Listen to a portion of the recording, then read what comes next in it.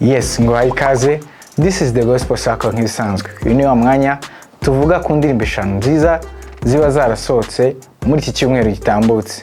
Tukumva message Imana yongeye kunyuza mu baririmbyi, tukumva indirimbo ziruhura imitima kandi zigafasha benshi. So, ntatinze rero, reka tujye ku ndirimbo ya gatanu. Indirimbo ya gatanu ni indirimbo ya korali El Shaddai, ni indirimbo yitwa Ibendera. Ni indirimbo nziza, indirimbo rwose ubona bakoranye collage, bafite energy.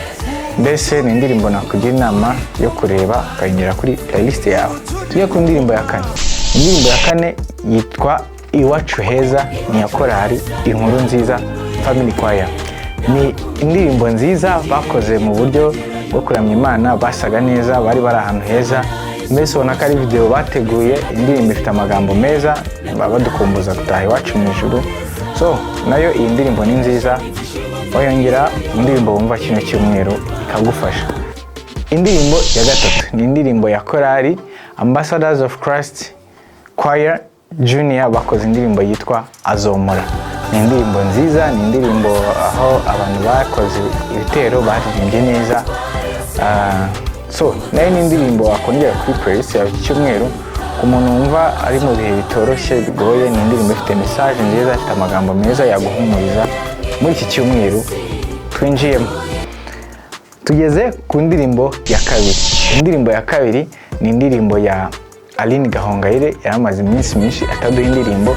Ni indirimbo yitwa Ndabona. Ni indirimbo nziza cyane, yasaga neza and ifite amagambo meza. So wayongera kuri playlist yawe iki cyumweru ikaba yagufasha kikarushaho kugenda neza.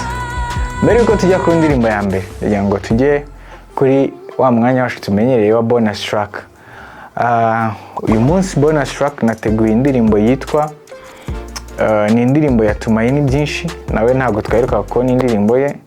Iki cyumweru abasoliste barakoze kabisa. Ni indirimbo yitwa Ndi Umuhamya ya Tumaini byinshi. Ni indirimbo nziza, ni indirimbo iryoshye kuntu icurangitse, n'ukuntu nawe aririmba n'ijwi rye birahura, na video yayo iryoheye ijisho kuyireba. So wayireba ukayishyira kuri playlist yawe iki cyumweru, nayo ni indirimbo nziza yatuma urushaho kumererwa neza.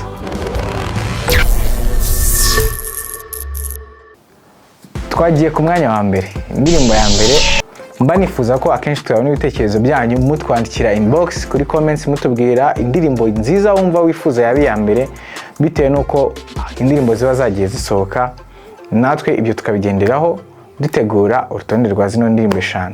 Indirimbo ya mbere ni indirimbo ya Gentil Misigaro. Ni indirimbo nziza cyane, yayisohoye mu minsi ishize. Nawe ni indirimbo iri kudufasha abantu benshi, Imana imuhumugisha. Ni indirimbo yitwa Urakomeye.